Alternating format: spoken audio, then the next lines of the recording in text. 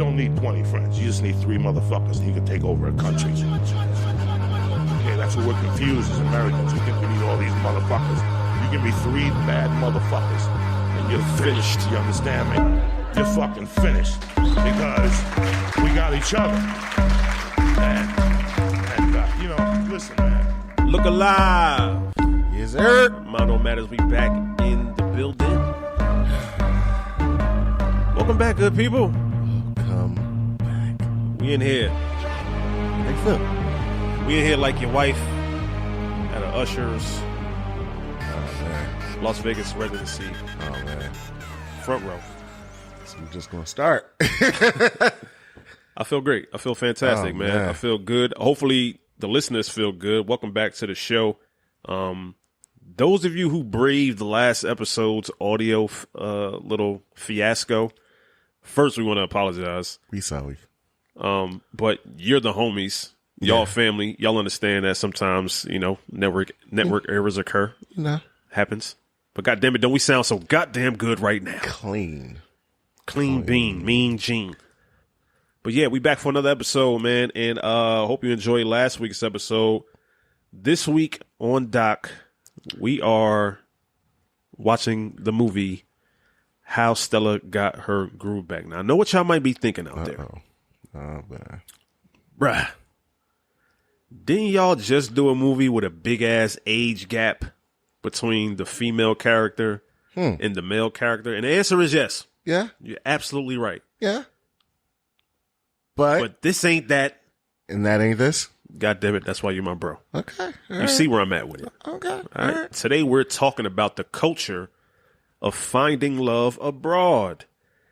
And inside that culture, if y'all been paying attention to anything going on out in the streets and on the social media streets, there is a passport bros and passport hoes culture out there. And we want to see if we could see if there's any validity to it. What's the pros and cons? And whether or not there is true love to be found on another continent for you. So it should be a great show. Okay. I'm here. We'll get into that later. Of course, we got to make sure our cups is full Ah, man. with libations, of course. And we're going to drink as we scour the internet for things that caught our eye. And I'm pretty sure if you've been paying attention to the internet this last weekend, There's been some shit going on. it's one major shit going on. And we got to discuss it here on Mondo Matters. You know, it's one of those, you know, you had to be living under a rock not to see that one thing Yeah. that had everybody stirring. Yeah. Some people might say it's two things. Yeah. Yeah. But we definitely going to touch all over that Okay. in a few seconds. But of course, you know, as you so eloquently like to say, this is not a dry show. Not a dry show at all. Not by any means. So, you know, when in Rome, talking passport bros, Yeah. talking how Stella got her groove back. Oh, groovy. It's only right that we take a trip abroad. Appleton Estate. Oh, So, man. what we got here is some 12-year aged Appleton Estate Jamaican rum. So, you poured the shit in my glass. I smelled it. Uh-huh. I was offended. Yeah. And I said, something about this is giving me Ray and Nephew vibes. You know, all right, so here's the thing, right? But it ain't Ray and Nephew color, obviously. Now, wait. I thought about doing Ray and Nephew, Please don't. but I thought about, you know, other shit. Like, you know, we're 2 grown men. We got shit to do later. Functionality is important. Like breathing. Yes. Yeah, you know, oxygen, you know, blood loss.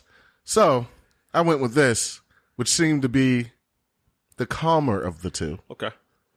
And, you know, if it's brown, I'm down. It's down. So, you know, Clink it up, man. Cheers. cheers.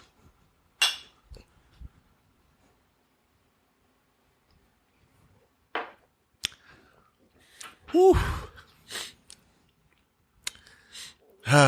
Thoughts? Sorry. Yeah, it don't take me long. I need to know. Other than some of my Caribbean homies, I don't know why y'all niggas drink rum, man. This shit is This shit is disgusting. It's weird as shit, yo. I hate rum, bro. It could go in things. Yeah. Like to drink rum straight, it's like you might as well just be giving me paint thinner. Yeah, but it's also, there's going to be some people in the comments that said, that's y'all problem. Y'all drinking it straight. Make it clear from the rip. Nothing is chased. Nah, what? Chase liquor. Man, listen. Would you ever? Have you ever? Matter of fact, I know the answer to that. That's why we don't. Nah. That's why we don't. I don't got the cardio to chase nothing. So I can't do it, brother. And stand on that. I would give this one saving grace before I give it a rating. I would say that the fruit elements of this drink is definitely there. Yeah. Like I can taste like some apple in there, something. I don't know what it is, but it's got a nice little mellow aftertaste. I'll give it that. But as far as just drinking this junk, nah. It's also the master blend. I just noticed that. I can't do it. So. Oh, no. Joyce Spence Master Blender. That's who made this bottle. Thank you, Joyce. Okay. Put a little bit of hell in that blender, I see. Hey, man. But yeah, if I had to give it a score, I would give it a 4.4. Wow, really? Out of 10. Yeah. Not a rum guy. I'm not a rum guy either. But it's not bad. Like, we've had worse rum. Yeah. Well, we've had stronger rum. Yes. I'm going to give it a 5.9. Give it a 5.9. I want to know the people that listen to this show. Drop us a line on Instagram in our inbox. I want to know, like, how y'all operate off being, like, rum drunk. Oh. I really want to hear from our female listeners, but man. I'm open it up to everybody. Everybody, hit the inbox. Let us know. There are different what is levels. like rum drunk for you? Like, I know how most people cognac drunk is. Yeah. I know how most people vodka drunk is. I know how most people tequila drunk is. But like, what is your rum drunk like? What's a night with you off the Appleton Carnival. and the Ray and Neff look like? Carnival. Debaucherous, yo. Hey. The devil's fucking elixir. Hey, I feel man. like, yo. Listen. Oh man. Hey. But speaking of inboxes. Oh, shit. There's a new social media app out there. Is it new? Like new? No. No, not really? It's repackaged Yeezys. Oh, okay. It is Instagram's new Twitter. Oh. So in case y'all haven't heard, Instagram, Meta, has just released a new app. I believe it was last Friday. I think it was like last Friday. Probably, yeah. But the app is called Threads. Mm-hmm. It's essentially wired just the same way that Twitter is. It's a place for you to go post, sentences and stuff like that. There is you can post pictures on it, but it's not built like Instagram. So you got the whole, reel creation and making nice little TikToks and all this other good jazz. It's pretty much just a character-driven app, and essentially. Twitter clone. They're trying to rival Twitter. I guess they see a chink in the armor and now they want to take advantage of it. What if this is one of those, there's supposed to be a cage fight between Elon Musk and Mr. Zuckerberg. I hope that doesn't happen. What if I think I would tune in a little bit more if there was more at stake. Like, loser has to shut down a platform. Not that it would happen. It would. I'd buy the pay-per-view. It would damn sure be interesting. I would pirate it the would pay-per-view. be interesting. I would definitely pirate the pay-per-view. But why Threads and why now? Well, you can make the argument because of the following. Twitter, I don't know if people know this, Twitter is 17 years old. Yeah, it's been a while. You're a teenager. Twitter almost out the house. Yeah, it's got some age to it. Twitter's also going through some legal ramifications up there, because they are actually accusing Threads, Meta, of hiring former employees to give them some of the ins and outs of how to get this Threads app to work. Meta says no, that did not happen, but you can believe what you want to believe, and if you want to take it to court, lawyer up, motherfucker. Yeah, pretty much. Threads started off as an instant success. Within the first 16 hours, it got over 30 million downloads. It's the fastest downloaded app in the history of apps. I think it overtook ChatGPT. Wow. As the most downloaded app for this year. So already over a weekend. So there's something in the user agreement, when you download apps. This is why it's important to pay attention to your apps. Right.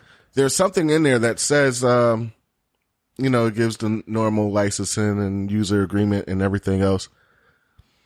You can't delete the Threads app without deleting your Instagram account. Facts. So be wary. Be wary. If you don't intend on really using it, or, it's one of those like, I'm going to just delete this. No, you're not. Two other things I found scary that reading that agreement, which I got to dig in deeper, is one said that it also shares your information with like 3 other servers so they can talk to each other. I'm like, who? Who are these servers? What they want to know? What they want to know about me? Yeah. I don't know these motherfuckers. I don't know shit about Samuel. I don't know nothing about NATO. I don't talk about people I don't know. Rest in peace, Bernie Mac. And then number 2, I got to investigate this, but somebody insinuated as soon as I opened up the app, the first post that I saw had said, from somebody who I don't know, had said, oh, this is an app that you have to use where you have to post every day or you lose your privileges to post. And I said, huh? It wasn't any replies on it yet, but I'm like, I hope that's not a feature that went unbeknownst to me. Like, you have to use it or lose it? It's interesting. That's not great. It's interesting. With all that being said, we got a Threads. Yeah, all that being said. At Mind Don't Matters, we're on Threads. We are. We figured it was a good way to get in early on the situation. Obviously, our show was trying to get some more exposure. We're trying to get some more views. We're trying to get some more downloads. And guess what? You as a listener can definitely help out with that. We know that we have our loyal listeners. But as loyal as y'all are, we would love for y'all to get a little bit more involved in sharing the show or getting more involved with the content that we make. Feel y'all do a great job out there. But if the show is going to grow and you enjoy what we're doing and want more people to know about it, yo, man, shoot us an inbox, pose a question, tag us in something that you want us to react to. If you see something interesting on Instagram, just tag Mind On Matters. Yes, please. And then we'll go to it, see it, and then maybe we'll react to it. Have it on the show. Yeah. And we have an open door policy. Like, if you want to be on the show and have something that you can contribute, come up and audition. You know how to tap dance, play the fucking, foot violin or jazz some shit, whatever. flute. It doesn't matter to us. Something. Yeah, so, Threads is here to stay. For now. We'll see. For now, yeah. But all good things must come to an end. Really? Yes. Already? But when the good things come to an end, sometimes they weren't that good to begin with. And I'm starting to think this Keke Palmer and Darius Jackson situation. Man. Maybe it wasn't good from the start. So I don't know if y'all out there have heard. But your girl, Auntie Keke Palmer, who, Keke. as far as I'm concerned, in the black community, God. Top notch. Yeah. You can't do nothing with that. Top notch. You can't fuck with Keke. Nah. Somebody decided that they was going to do that. So Somebody spoke on Keke Palmer. somebody spoke on Keke Palmer. Oh, and man. it's always your own people that do it to you. So Keke Palmer, who not too long ago just had her first child. Yes, she did. With her baby's father, boyfriend. Mm-hmm. Congratulations. Darius Jackson. Congratulations. Keke Palmer's post-baby body has been looking rather fantastic. She looks pretty damn good. If I must say Look good. so. That's myself. GOODT. Good. Yeah. So she's been looking good. She decided to go see Usher, who has a residency in Las Vegas right now. He's doing shows, a lot of shows. Yeah. And anybody that knows Usher Raymond Yeah. knows 2 things about this man. What's 2 things for certain. What's those 2 things? One, this motherfucker got herpes. All right. All right? That's one thing we do know. All right. Number 2, if you go to an Usher Raymond show, more than likely or not, he gonna serenade some female in the audience. That's true. And that's cool. Yeah. But the thing with Usher, he don't care whether or not you with your man or not. No, you don't. That's been pretty clear. He does not. All right. So Keke Palmer went to his show. She was looking good. Yeah. She's obviously Keke Palmer. Usher sees her at her table, at her section, and he goes up to her and he serenades her. Mm-hmm. So he's singing to her. She's smiling. She's in his face. She's moving her hips. She's swaying. He spins her around, wants to see her dress. She has a sheer dress on. On the sides, though. No. Well, all right. If it was sides, I wouldn't be able to see her ass cheeks, bro. I mean. Bro, no. All right, go ahead. It wasn't. It was a sheer dress. The top was kind of like bikini style, so you really couldn't see like breast, stomach. But like ass cheeks, legs, that was all sheer. You could see through the dress itself. She just had something underneath. You feel me? Okay. So, right. Anywho, she has a sheer dress on. All right. She looked sexy. All right. I wouldn't go as far as to say like, you fucking skank. Wow. I wouldn't go there. She looked sexy. I thought it was a sexy dress, and given how her body been looking, she looks like, all right, I put the work in. I'm about to flaunt this damn thing. Yeah. Usher spins her around. You get to see them clappers and all different type of things, right? So, once the video footage got out, somebody had a big problem with that. And that big problem was none other than Darius Jackson, her baby daddy. So, Darius took to Twitter and says, we live in a generation where a man of the family doesn't want the wife and mother to his kids to showcase booty cheeks to please others. And he gets told how much of a hater he is. This is my family and my representation. I have standards and morals to what I believe. I rest my case. This is the baby daddy, right? This is the baby daddy speaking. I mean, the boyfriend, technically baby daddy, right? I mean, yeah, he's the baby's father, but he's the boyfriend too. Not husband. Not husband. He also went on to say that it wasn't about the dress itself. Stop talking about the dress. So, But which contradicts what he said earlier in another tweet that had said, it's the outfit, though. You're a mom. Essentially saying, like, you're not supposed to be dressing like that when you're a mother. So, Keke Palmer's response was, and Keke Palmer actually said this on one of her shows that she actually had him on, by the way, now I think about it. Crazy. She says, listen, if there's ever any relationship issues between me and my man, do not go public with nothing. If I see my man cheating and somebody tells me on camera, I ain't seen shit. Yeah, that's when I remember that one. We gonna talk about it in the closet somewhere. That shit gonna be private. I remember her saying that, yeah. So he broke a law as far as being a boyfriend or a husband. That they stamped on the show. You're supposed to cover your girl at all times. Don't embarrass us in public. Yeah. So he did that. Definitely did. Keke Palmer's like, she posted more pictures of herself in that outfit after that. They had since unfollowed each other on social medias, and he deleted all his pictures of her on his socials. And it's to believe that, I guess, that they are going to be done. I don't know what he's going to go back to doing because I don't know who this man is. Yeah. But, yeah, Keke Palmer and Darius Jackson. So my question in the topic that we need to talk about for a second is, was Keke out of line for dressing like that? 1.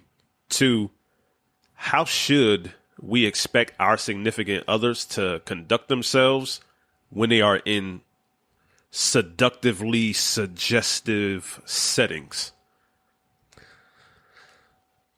I feel like the dress was much to do about nothing, honestly. It was a nice dress. It wasn't enough for me to get out of hand or get razzled by, to be honest with you.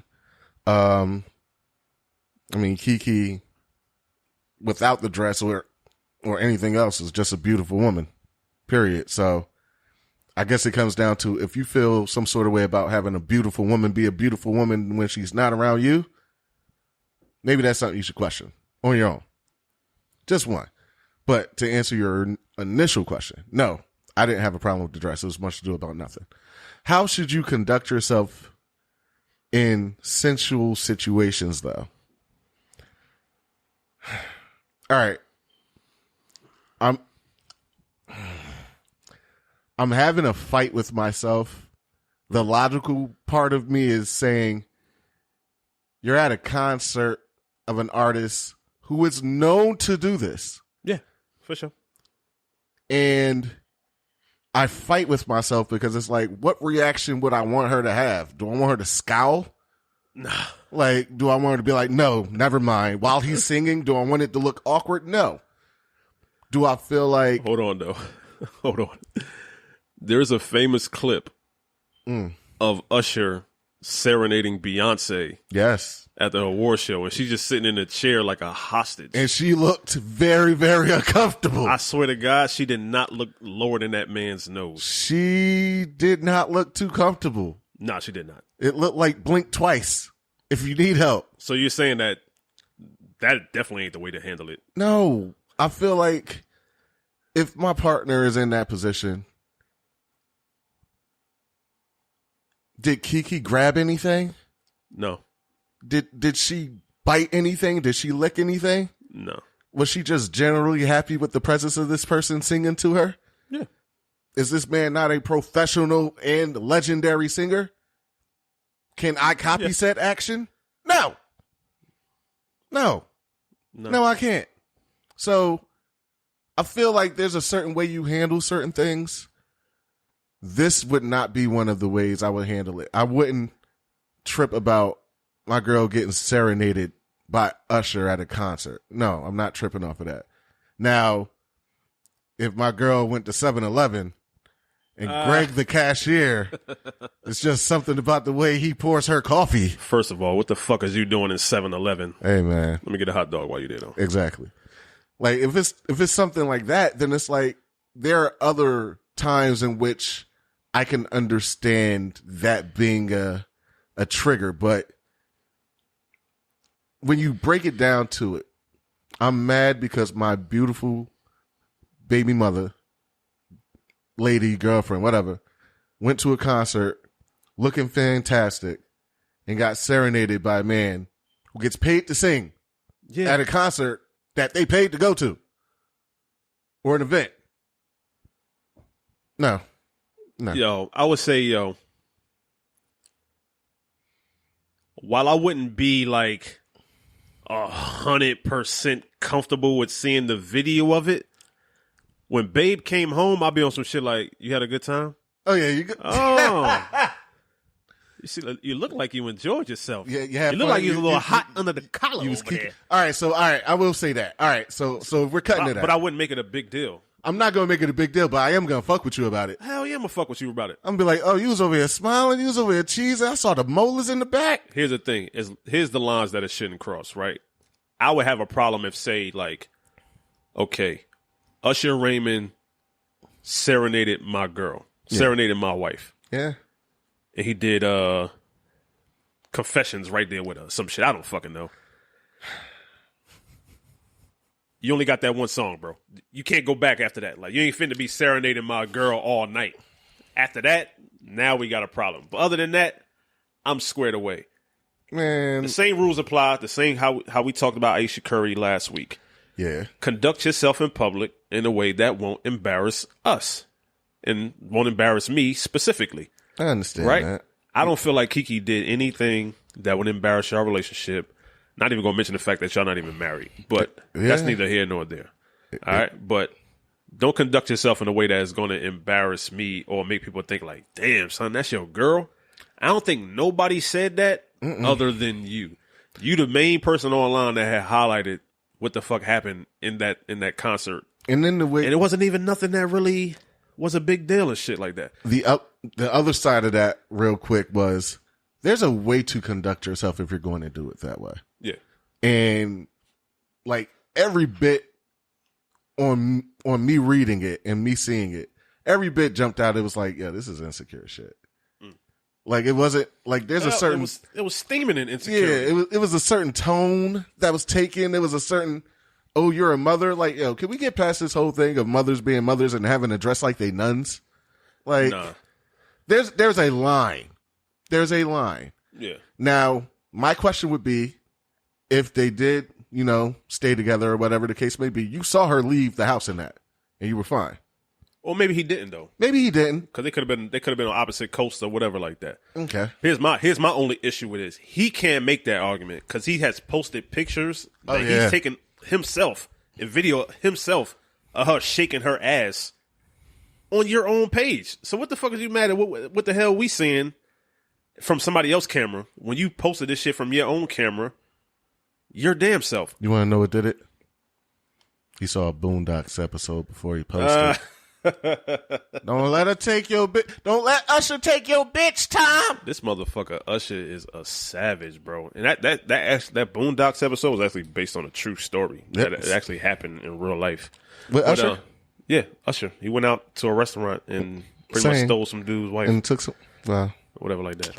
She called her husband to the table like, come here, you want to talk to us. Shit was crazy. But, yeah, man, I don't feel like Keke did anything wrong. She might be doing herself a favor getting this dude out of her life, but who really suffers when the parents break up is the child, obviously. Mm-hmm. So we don't like to see that, but to me, it's much to do about nothing. People on Twitter going crazy, trying to cancel this dude, what she might deserve. I don't know, but people saying like, oh, listen, if Keke Palmer, this comes from Jalen Jr. on Twitter. Listen, if Keke Palmer chose to be a stay-at-home dad, y'all wouldn't even know I existed.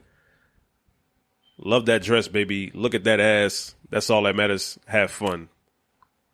Niggas want to be David when she was looking for her Otis. Be Otis, nigga.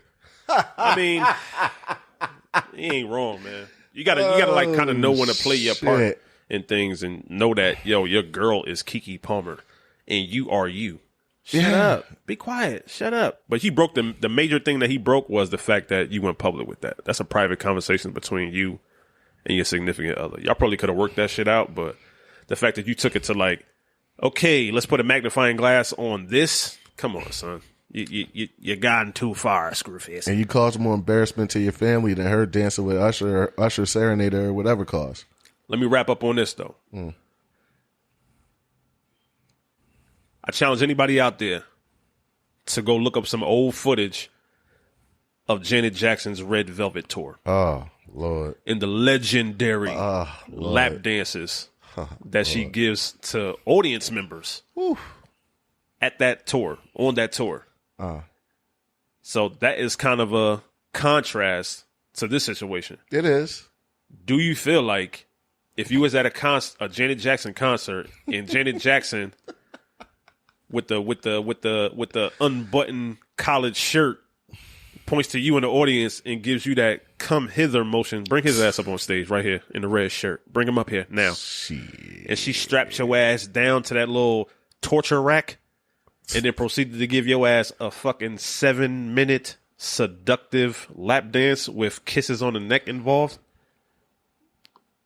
Do you feel like you are disrespecting? Do you feel like you disrespecting your relationship? To me, I say no.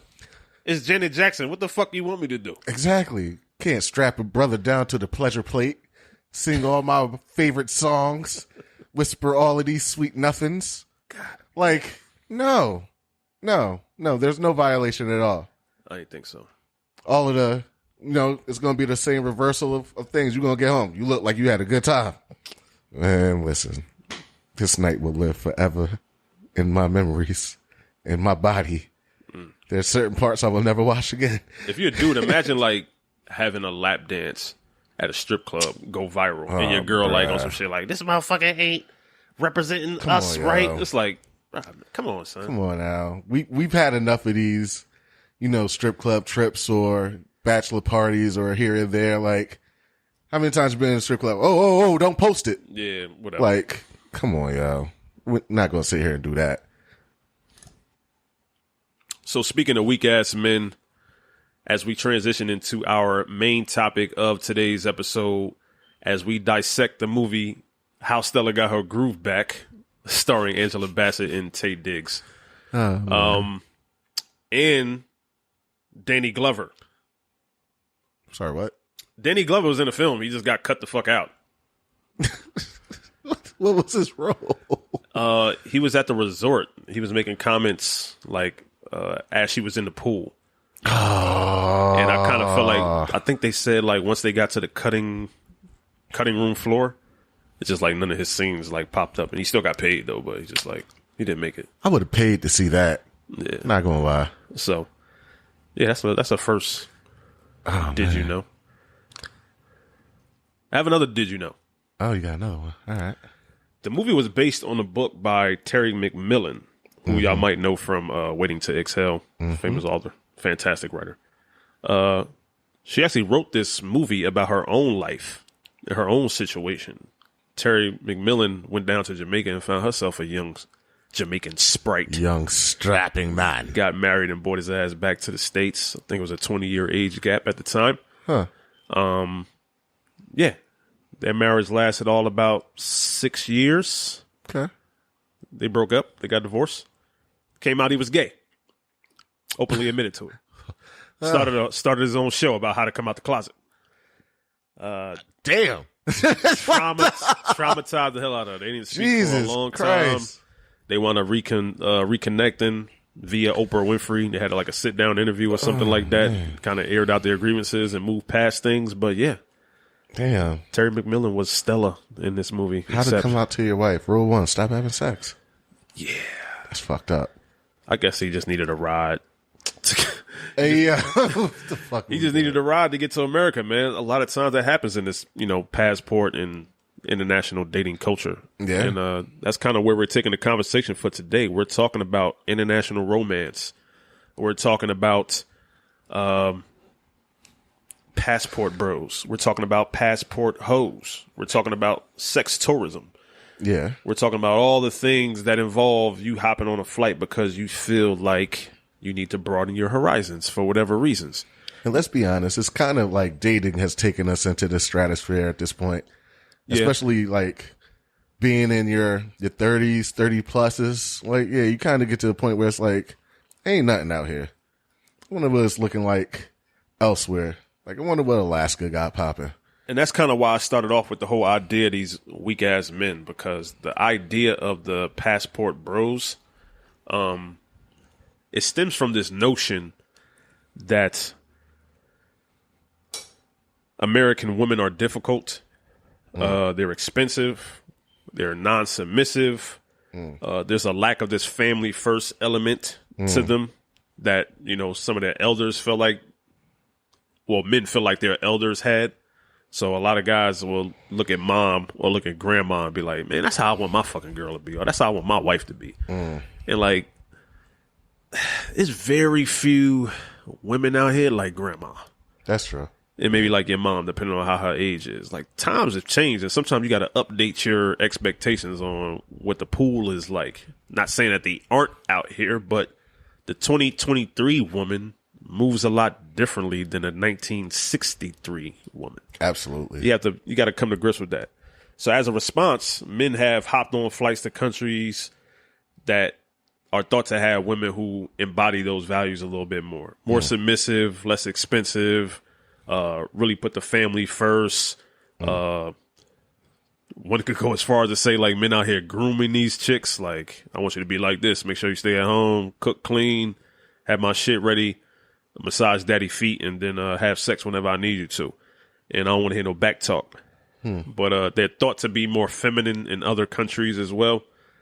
And that has led to a lot of dudes hopping on flights to go find love elsewhere. But it ain't just our male homies out there. Not at all. Some of the female homies out there. Yeah. I don't know if any of y'all who listen to the show ever been to Jamaica, but goddamn, women, especially middle-aged white women, they going out there to get knocked down. Yeah. Simple as that. It's a quick and easy transaction. Jamaica is one of the most, like, on average, like, poverty-wise, it's bad. Dudes is doing whatever they got to do to get money out there. They see these women out there. They coming out there. They very lonely. They in need of affection. Maybe at their age, they can't find guys here in America who are, like, attracted to them, that still got some, sexual energy in them. Standing. Some standings. So they meet motherfuckers at the airport. Hey, man. They paying for that excursion. And they getting their money's worth. And hey man, spend your money however you want to see fit. It's free country. Or whatever. So it ain't just the dudes out here, but it's women out here that have dated abroad as well. They kind of feeling like the American man ain't worthwhile either. That's true. That we all bitch ass niggas. Yeah. And they need to go out there and find one. Yeah. So some of the cities and countries that's popular for this tourism of love, if you want to call This it, is what I've been waiting on. is Medellin. Okay. You go there if you want to. Excuse me. I ain't taking a chance on love in Medellin. Excuse me. I value my life. Manila, Mexico City, Bali, Rio de Janeiro. Those are some of the cities that lead in the league in love assist, if you will.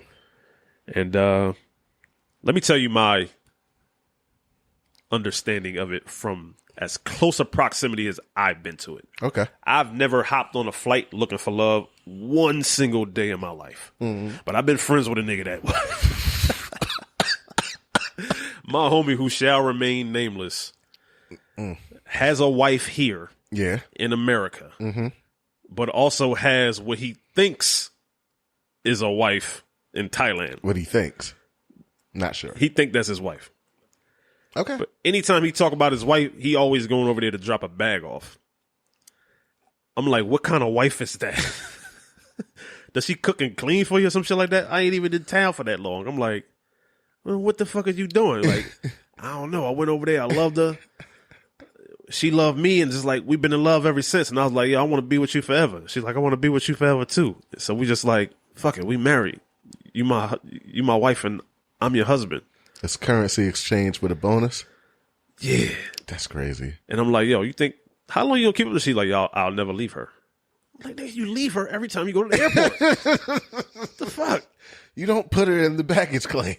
This motherfucker works for the airlines, or did work for the airlines at the time. So he was catching flights like twice a month to go out there. And, he was flying for free or whatnot. And I'm like, yo, so what could possibly be the allure of this? Like, what is the pros of dating abroad? And I would think, and I would imagine you would have some insight on this, being that you actually been to Thailand. What did you see about the females over there, the culture over there, was romance in the air? What's going on over out there? Thailand is wild, yo. That's a hell of a thing to say. Yo, Thailand is wild. Very submissive women down there. Very much come in, sit down, don't do nothing. I have everything. I'm gonna touch everything. I'm gonna do this, put your feet up, this, that, and the third. So I get that. So it's also, you gotta be careful out there in Thailand too, though. You gotta check some things before you check some things. You gotta look under the kitchen counter right quick. Look in the kitchen counter. Look at the appliances. Take a look at the mitts. That's on the kitchen. Hey, what's that? You can go from hey to hey real quick. Just gotta be careful. But yeah, as far as that culture is very much subservient and very much the male is the head of the household. So that's the vibe just they give off, period. Like tourist wise, just visiting, just even in the way they serve drinks and everything, it feels different. Given how the dating culture here in America is, can you see why a man would go out there and be like, I think I'd rather stay out here and find me a girl? I get that, yeah. But as Thailand not being the only place I've been outside the country, I can get how a lot of... Oh, shit. Excuse me. Stamped out here. I didn't know this. Stamped out here. But there's a lot of places outside of the U.S. that the vibe and the treatment is just different. And it's not just women. It's just period. Like, you're not seen as a young black man. You're just seen as beautiful. Yeah. And it's like, it's nice to have that. Mm-hmm. So when it comes to that aspect, if I'm looking at it from that realm of dating, especially, or anything like that, yeah, I can see that. I can see it real easy. Like it is thought that there are a few countries out there that they look at us black men, especially, like, oh my God, Europe. But the line is blurry though. So it's sort of like, do you just find me attractive the way any country sometimes finds imports attractive? Like, we get people that come here in America, you be on some shit like, God damn, you mix with what and what? That might be what it was. So are we being like fetishized? So it's like, is it genuine or is it like, I just never been with a black man? I mean, everything is genuine until, you pull back the curtain.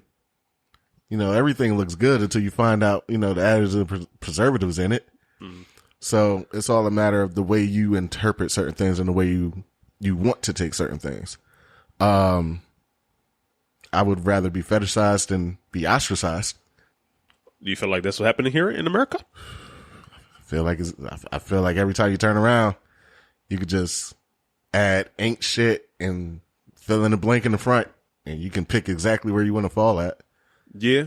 So, I mean, or you can look at some of what's being said and say like, how much truth is applied to me in that situation. So you got to kind of like, before you get offended, you got to take inventory. Like, all right, let me see if you're actually telling the truth. Yeah. What I feel like dudes is doing is they are really finding themselves wrapped up in the allure of being like, all the attention is on me.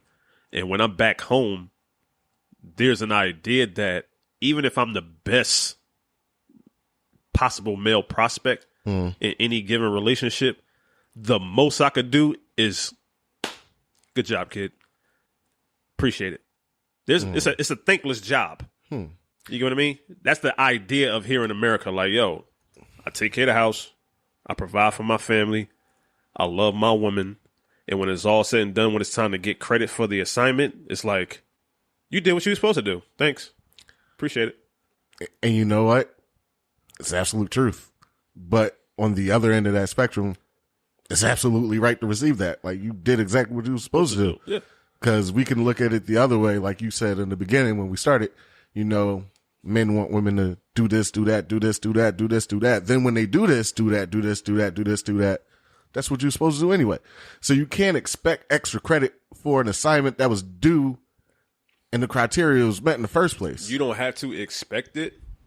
But what I would say in defense of some of my international homegirls out there is I've only been romantically involved with one woman seriously who was like from another country, like culturally, like different. Yeah. And there is a level of affirming and confirmation that they give you that you don't see you don't see that common in American women. And it's sort of like, damn, you really fucking appreciate me. Yeah. And it goes far beyond just like cooking.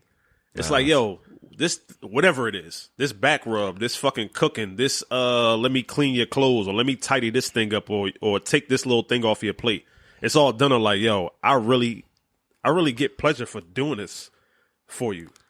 It doesn't feel like a job. It doesn't feel like they're doing a job. It doesn't feel like, the best part about that is you don't even have to think it. It just happens so naturally and it happens so fast and it almost takes you by surprise, especially if you're not used to that or you've never encountered that. Yeah. Like it goes into that old thing of, when you want something good, but you've never experienced anything close to that. When you get it, you don't know how to react. It's almost jarring. Like, yeah, you're forced to look at it like, yo, why? And it can bring up a response in you as a man that's kind of like, what the fuck is that? Like, yeah. Hey, yo. And I actually been guilty of saying this shit. Like, yo, you don't gotta do all that. Like, that shit, you doing enough. I appreciate it. Like, you can fall back a little bit because it's kind of feel like you kind of taking away something from me at that point. When in actuality, like, oh no, this is just love. This is love different. And you have to kind of like get comfortable with your alternative affection. Yeah. And it's like, fuck. But it's kind of like nice to sit in when you like, damn, you could go so many days dating. I'm not saying all American women. You can go so many days dating some American women and really not feel appreciated at all. Absolutely. And I could say like, you have some of our international homegirls out there. They'll let your ass know like, nigga, you doing a good ass fucking job. It's a good man, Savannah. It's a good man.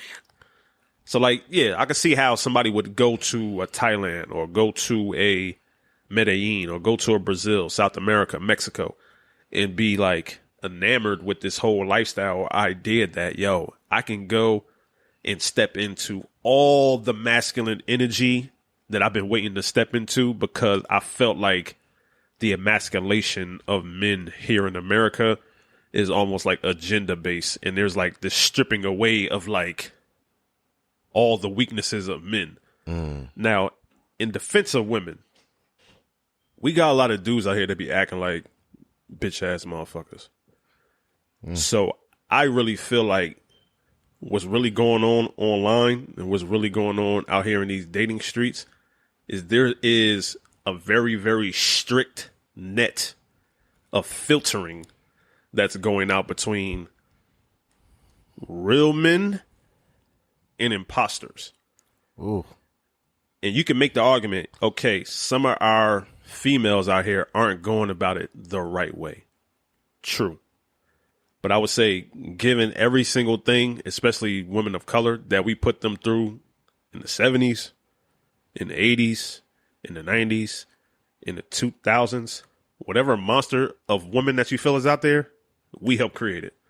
Through our music, through our culture, how we've had situations where we had really, really, really good women, but you the dude that got the secret family four towns over, you built the monster that you are complaining about now. So if you're talking about women aren't being submissive enough, in my opinion, men aren't nearly as masculine as they think they are.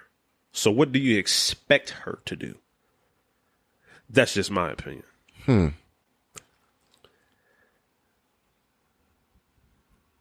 Okay. No debate. All right. I'm just saying. No debate. I'm just saying. So I get what the allure is. I get what the allure is, because I feel like dudes that want to go overseas and just get them a girl or get them a wife, it's almost like a hard reset.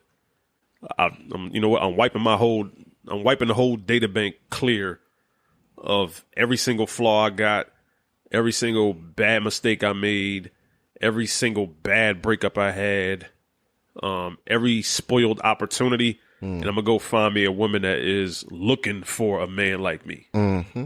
There's also the other side to that proverbial coin as well. The passport hoes.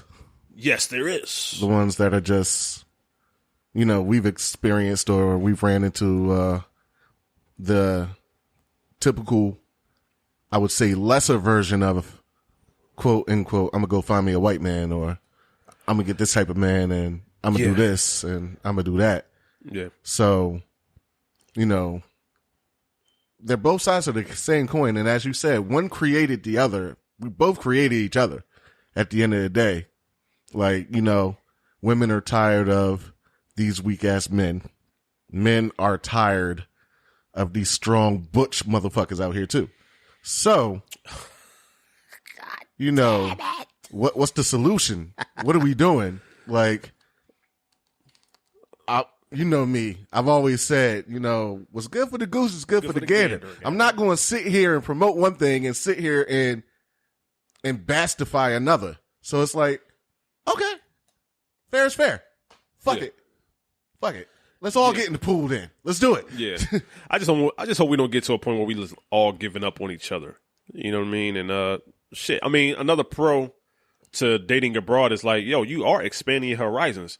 If you had the opportunity to travel the world, why would you limit your dating pool to a lake when you can have the entire, how many oceans is it? 7? I don't fucking know.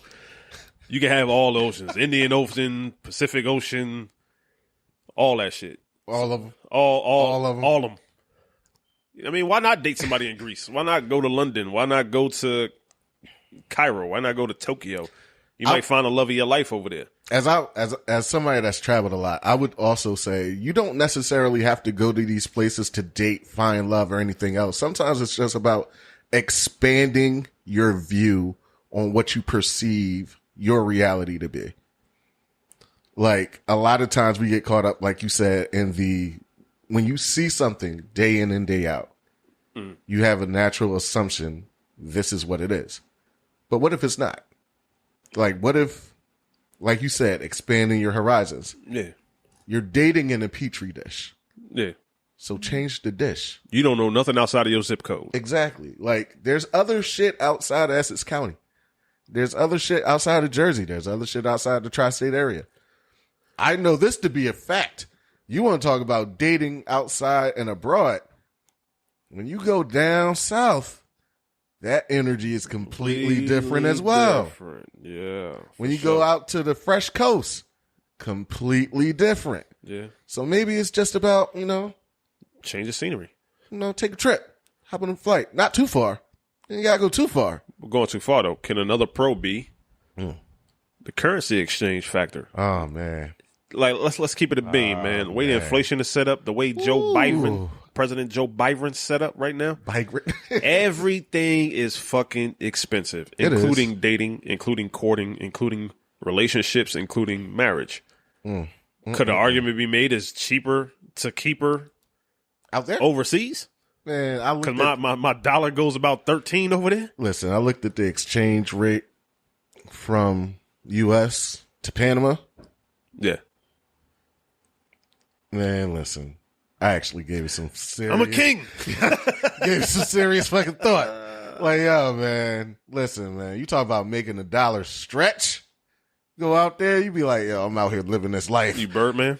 Bro, yeah, man. Yeah, I can't, yeah, I know you can't do that. But, bro, you go out there, you be living that life, man. I've thought about it many a times, but it's also like, as I've also made reference to you once in my past is, it's nice to go places, visit, get that reset. There's no place like home, yo. Yeah. Yeah. And that's how we transition into our cons, man. And it's the biggest con of all. The biggest drawback of dating internationally has to be like anything can feel good, but it's got to feel like home. Yeah. And the first thing I thought about, God rest her soul, I love you forever, Pauline Rogers, my dear grandmother. Miss you. Love you. Bro, I can't imagine going to another country and bringing a girl back here and introducing her to my grandmother. I don't care where she from. Because she going to be on some shit like, you met her over there. And you brought her back. You brought her back. Like luggage. And y'all serious. Yeah. She don't know nobody in the family? Nope. She ain't talking to nobody. Your friends or nothing? Nah, I ain't meet her. I know I ain't meet her yet. Shit. So you going to leave it up to grandma to investigate this woman? Bruh. And give her the clear that she could come to Thanksgiving? And this the person that... So like, I could say like maybe you went to London or some of these other like very, very well-developed international countries where there isn't too much of a drop-off when it comes to like our economy, our cultures and stuff like that. But let's say you go to like one of these countries that is relatively poor and you bring somebody back and their culture is all they know is about surviving poverty. That's the person that you want to be your husband? Or that's the person that you want to be your wife? This the person that you want to raise kids with? You sure? It's risky. Because you made a decision about who you felt like connects with you more. Did you make the decision also with the idea like who connects with our family more, who might potentially be raising your children later?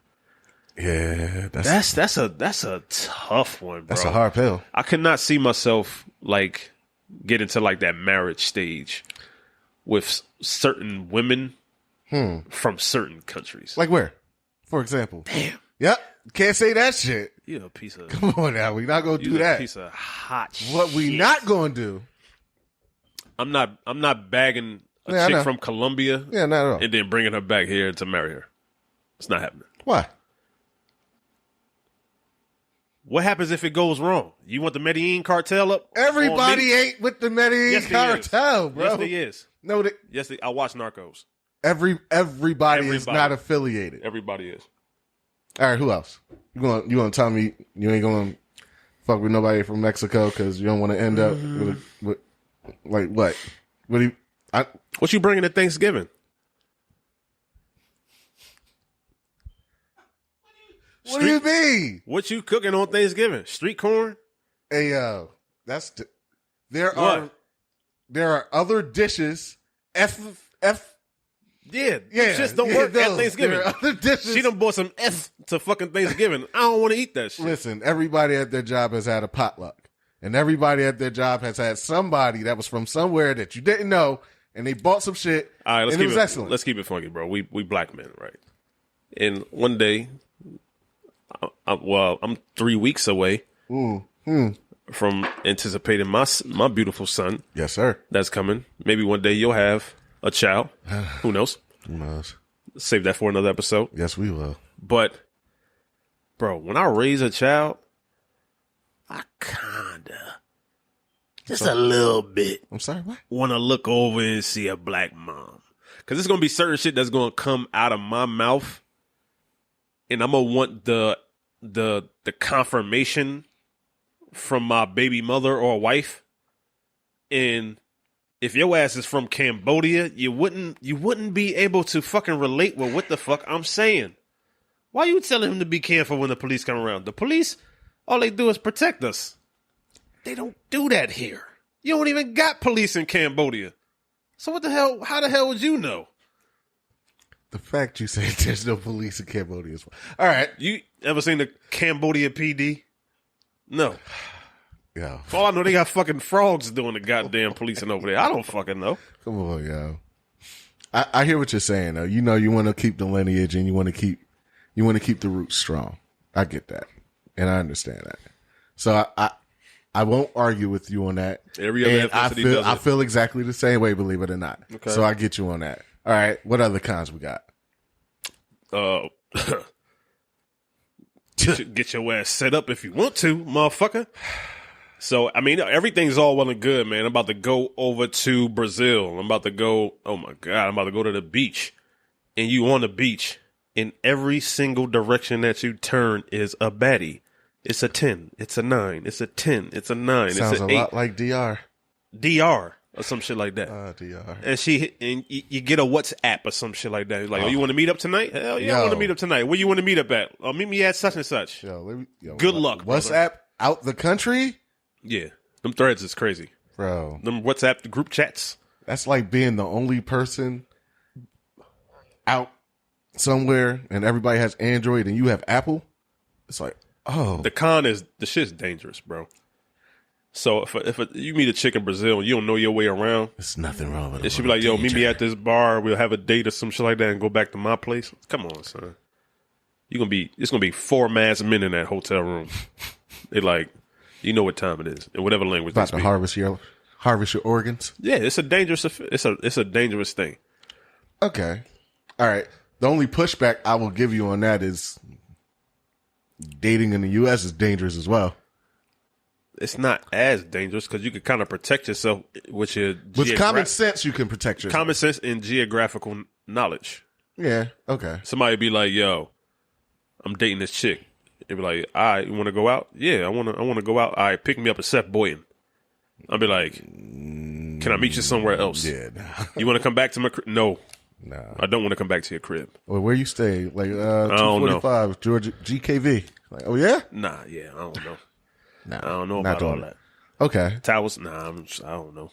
All right, I understand that. That could definitely, lead to some STDs, sexually transmitted diseases. Those are not just from outside the country, though. Hold on, though. Hear me out, though. All right. You gotta stay with your brother right quick. I'm here. Right? STDs are everywhere. Obviously, Usher, hello.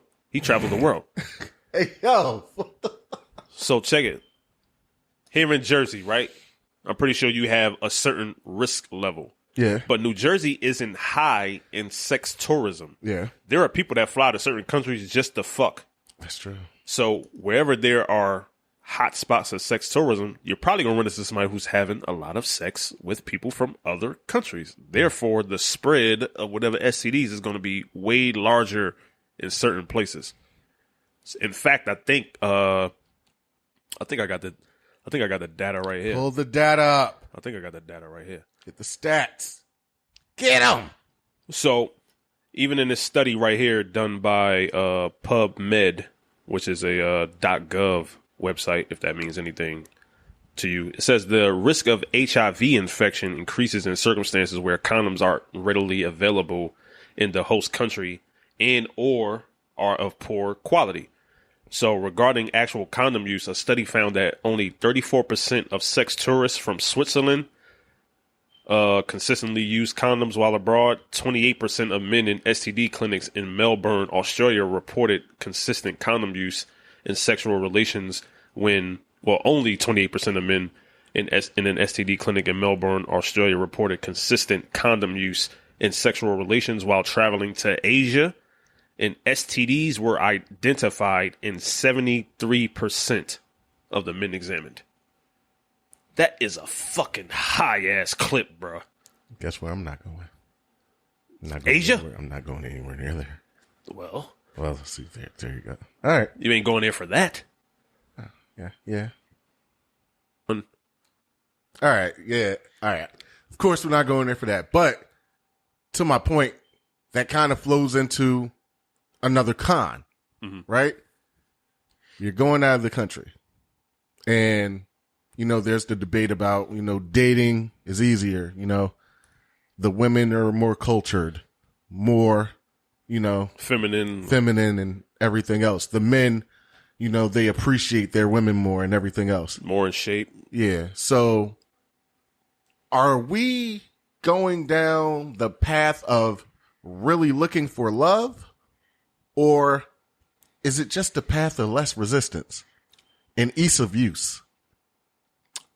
My initial reaction to that would be it's the path of least resistance. That's what I'm feeling. And I think that some of the problems that we have in America is the fact that when it comes to dating or being committed to somebody in a worthwhile relationship, I don't even say long term, but like I say, like a serious relationship, is we always figure that we have more options, so we don't put in the work to make things sustain.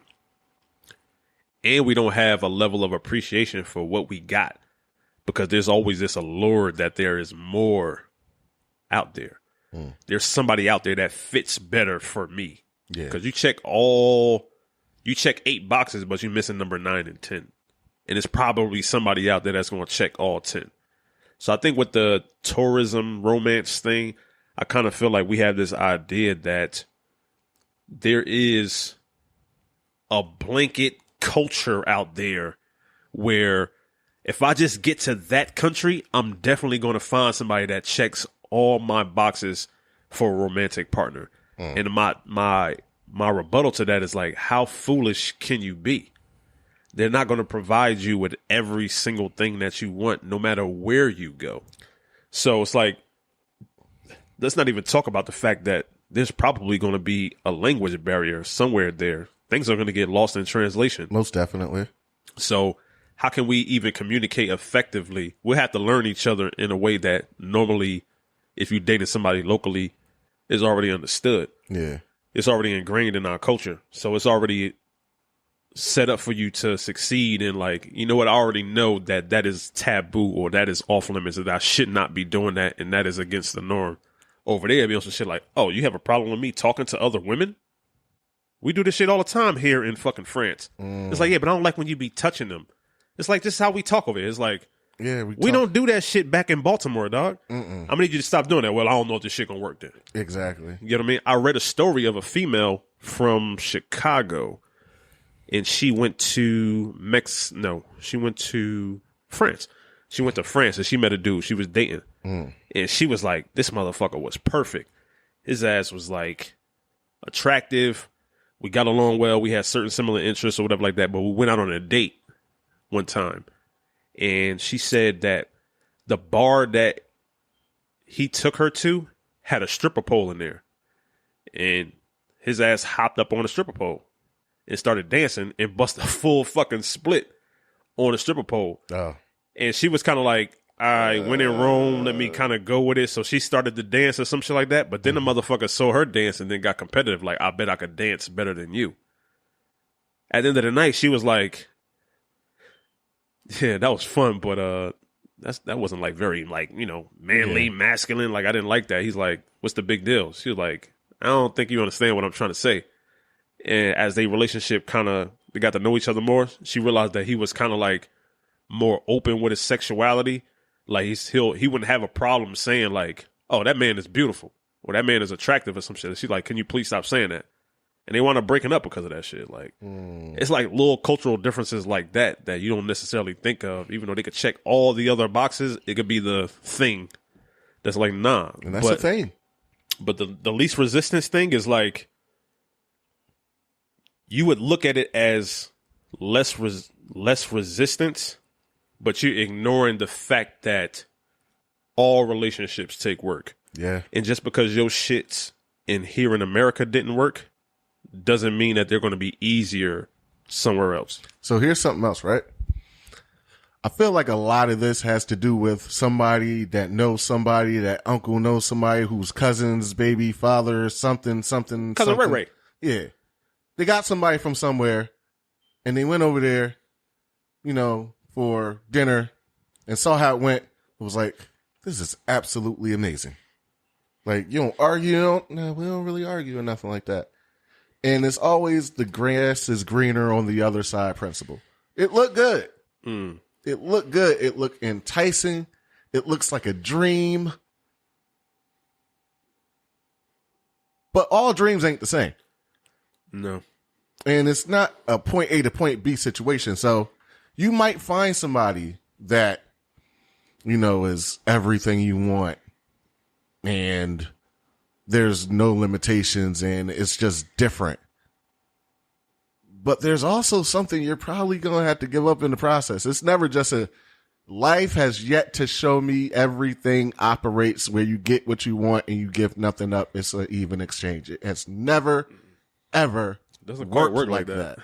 There is all, as Mordo said, the bill comes due. There's always something. You're giving up something. You might not be able to see it yet. That's why you don't see the negative of it. Like you said, the language barrier, just simple understanding, being able to talk to somebody in just a comfortable way, shape, or form, like fashion. Like, there are certain cultures where certain things, the way you looking somebody in the eye in certain cultures is a form of disrespect. Yeah. Talking back. Like, yeah, there are certain cultures where monogamy, what's that? Nah. I said I was going to marry you. I ain't say I was going to stop. Yeah. There's certain cultures where it's like, yeah, my wife dresses a certain way. It was cool when you was my girlfriend, but now that you're my wife, you got to dress. Yeah, you can't dress like that. You can't dress like Keke Palmer. You can't. You cool with that? So there's always a positive and a negative. There's a balance. There's a yin and yang to everything. And I guess I say all that to say, you know, we always covet what we don't have, but rarely do we look at what we do have and appreciate it while we have it. No, like, yes, people over here can be difficult. They can be stressful. It can be all types of fuckery. Absolutely. I wouldn't trade you motherfuckers for the world, man. I tell you, man, something about y'all toxicity that just gets my blood going. I can tell you, I wake up early every morning. I say, I can't wait to get it. Deep down in the pituitary glands. I can't wait. Like, I'm fucking around. I'm being sarcastic, but at the same time, I'm being absolutely serious. It's still real and shit. You know, like, I love y'all. I love my black women. Here's one thing that also needs to be taken into consideration. Even if you are the person who is on the international side receiving an American person. Even vice versa, though. Fucking now that I think about it. Even vice versa. If you find somebody that comes to your country and they are leading or insinuating that they came here looking for love, would it not dawn on you that what are the odds that you didn't qualify for somebody back at home? Male or female? More so on the male side, because it's sort of like, if I was a woman over there, I'd be on some shit like, you know what? After spending 4 days with you, 4 days and 3 nights. I get it. I kind of understand why you're here, dog. Like, I can see why you couldn't get a woman over there. You stink. It's like transferring to another school because you couldn't break the starting lineup. It's like, yeah, and I see some of these shows. I know they, you know, some of them shits is fake or they trumped up in like falsehoods and stuff like that. But like dating abroad or my wife from overseas or whatever like that, it's like some of these motherfuckers ain't got no game, no charisma, no nothing. And it's like, bro, I could see why you couldn't bag nothing on the mainland. So my question to the women over there that's receiving the men, or even the men over there that's receiving the women, like, are you getting just the leftovers? Are you getting the scraps? Getting the B team. If she was so awesome, she had 50 states to run through. In 2 countries that's connected to it, Canada and Mexico. Why the fuck is you over here in Tokyo? I came here looking for love. You couldn't find love on 3 continents? Gotta lie. You gotta say 3 continents. 1 continent, but 3 countries? Gotta say you came here looking to learn how to drift.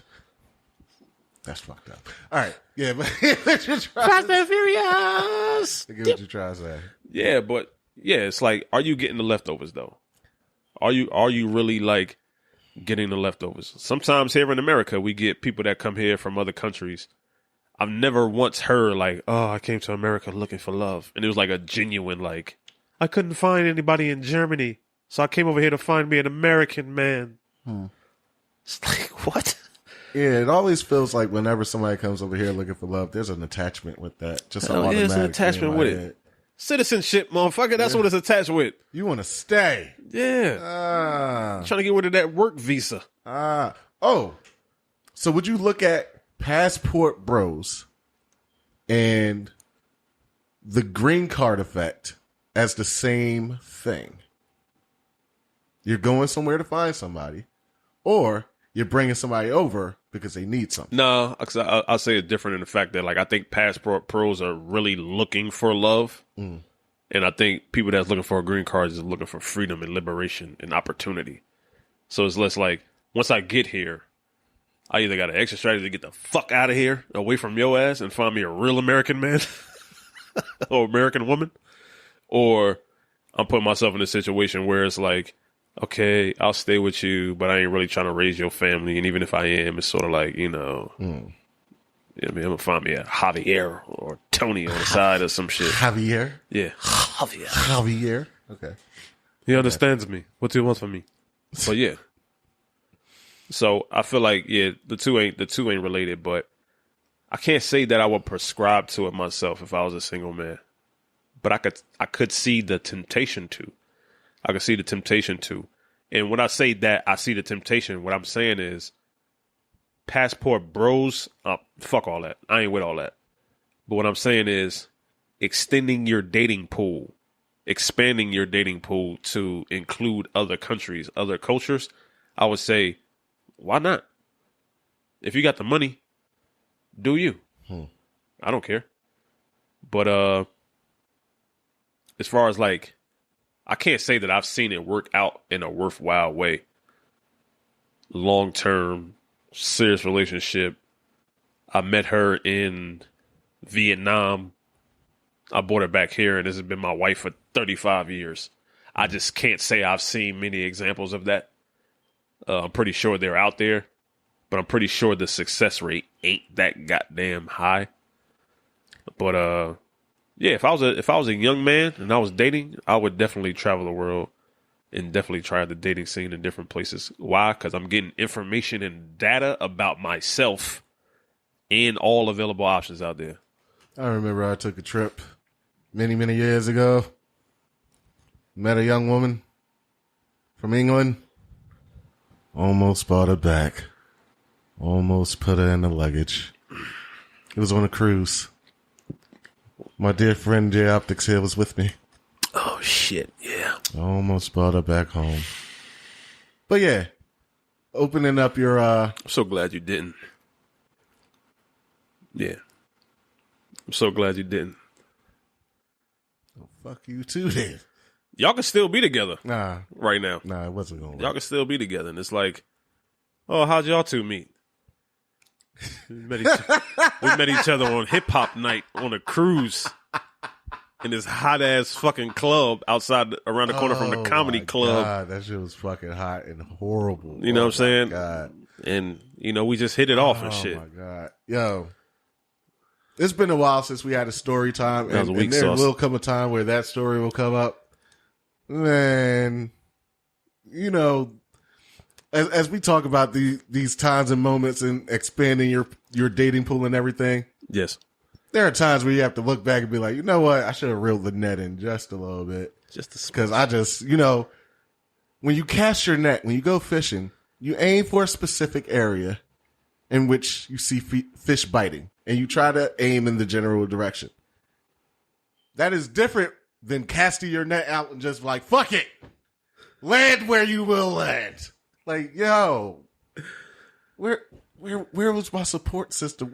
Where were my Thunder buddies? Like, yo, stop. Nope. Well, yeah, like I said, if we ever do tell that story, my like God. I don't see where I could have came in and saved Well, somebody came in. you. Well, I don't know if they saved anything, but it came in. they saved a memory, I'm sure, in their brain I guess that so. they can use to this day. But Anyway. this Mind Don't Matters Day is over. Oh, man. Hey, man, I had fun doing this episode right here. I did, Got too. the audio right. I feel like we had a good show. How did you feel about the movie itself? You got to give your review on the movie. Great save. How Stella Got a Groove Back, starring Angela Bassett and Taye Diggs. If I had to give it a score upon rewatch, I would give it a solid 7.2 out of 10. I felt like the acting was good. Angela Bassett is very nice to look at. This was kind of Taye Diggs' coming out party. He did a good job playing as best he could a Jamaican man, even though that accent was fucking, oh God.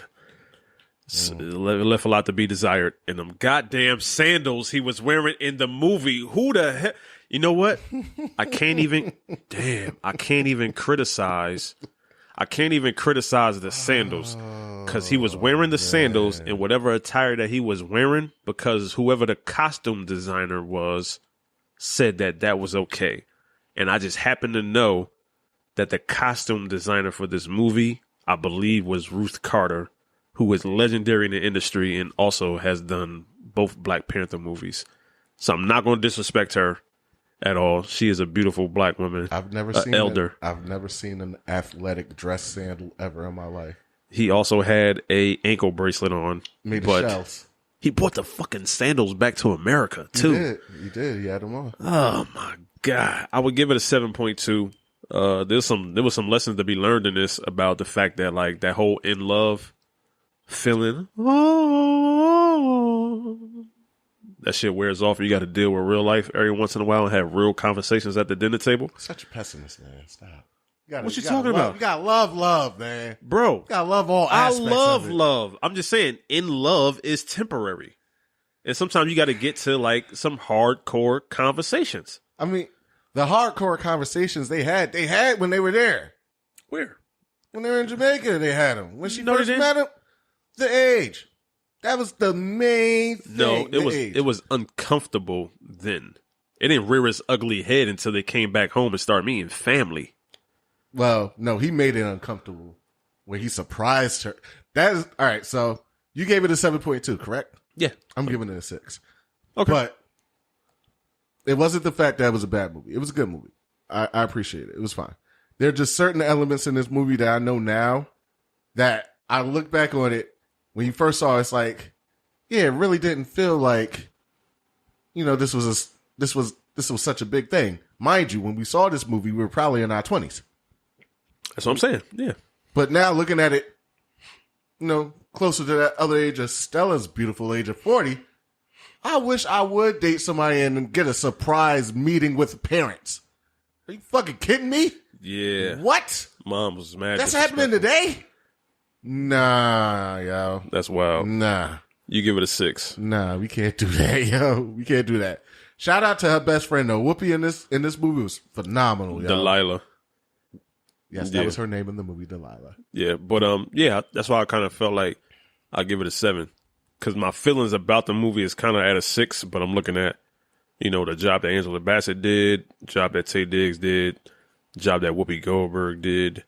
I don't know his real name, but Chief from Grey's Anatomy was in this movie as Angela Bassett's husband. Mad surprising and shit like that. That was good. Child actor, her son, he did well. So I was like, you know what, acting, cinematography wise, I felt like it was well done. It had some funny ass moments in it. Hilarious, with the two dudes at the resort. Oh, when my man stripped down at the party. Yeah, I was like, yo. And also the lip tremble that he did when he first initially met her and shit on the beach. You also got the 1-800 Jamaica commercial before she even went to Jamaica. All that shit was funny as hell. So all right. So I get 6.2. Oh god damn! We talked you into 0.2. Yeah, man. What the fuck was that? Man, move some mountains. You should be proud of your progress. Biggest disappointment about the movie was not even a disappointment. Just looking at it as a protective black man of a black woman. It's like, okay, y'all had your little fling in Jamaica. Here he is back in America. You're a very successful stockbroker. You obviously got bank like a motherfucker. You got cash. Bro, she turned down a $275,000 job. I was like, nah. Look at her crib. On top of the fact, look at her crib. Also look at the fact that when she was unemployed, she went back to Jamaica and rented out a whole villa for days. I'm just going to chill here for a minute. Get my mind And right. you also had enough money to harbor and hold up a fucking unemployed Jamaican man in your house. So you really got some money. I was like, what the fuck are you doing? And that is bad form on her sister, Regina King, the ambulance driver. You egged that shit on. It should have been somewhere in between your other sister and Regina King. Like, okay, let me think about this shit logically. The other sister tried. What the fuck is this dude bringing to the table? She tried. He must have been giving her the best dick she ever had in her life. Had to. Yep. Shook some shit loose, I'm pretty sure. Had her ass walking in the fucking shower with clothes on. That's how good it was. I looked at that shit, I was like, you know what? Hey man, you do stuff when you're in love, I guess. Yeah. Yeah. But I guess we'll have another conversation about whether or not you feel like in love wears off. To be determined. To be continued. But this is it for us. It is. Another episode in the books. Instagram at Mind on Matters. And guess what? Our Instagram is linked to our threads. You can hit us up on threads too before too many people get over there. Yes, sir. Any show ideas, any guest appearances, any liquor recommendations as well. Liquor recommendations, questions, concerns, comments, feedback. We need it all. I swear to God, if you just want to go in the inbox and type 2 letters and say good job, yep, and just leave it at that, it will give us so much gas that we'll be fine with that. If you want to go in the inbox and go on a tangent of what you didn't like or what you liked about the show, please do that as well. We read that. If you want to send a more personal or official business or link us with somebody that can, help with our creative process, please. Mind on Matters podcast @gmail.com is our business email. If you are listening to this show and you have not yet followed us on Instagram, Twitter, or our YouTube channel, please make sure to do so. For those up there listening, I know what you're thinking. You're thinking we forgot. I didn't. What's your number today?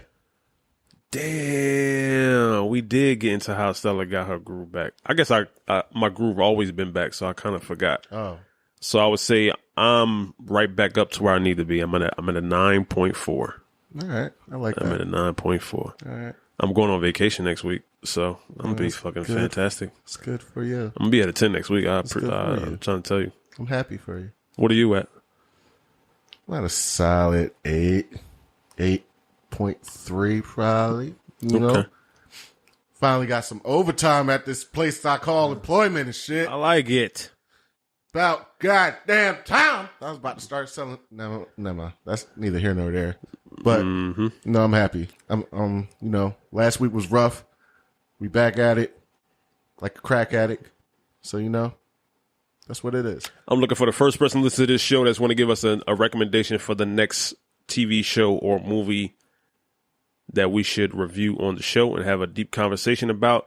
First person that gives us a suggestion, we will shout you out on this podcast and on our Instagram page to our 1,100 followers. And rising. Don't hear 1,100. It'll be like, 5,000 by next week. Fucking with us. Stop playing. Fucking around. Hey, we out, man. Be good. Be safe, but stay dangerous. Peace. Peace.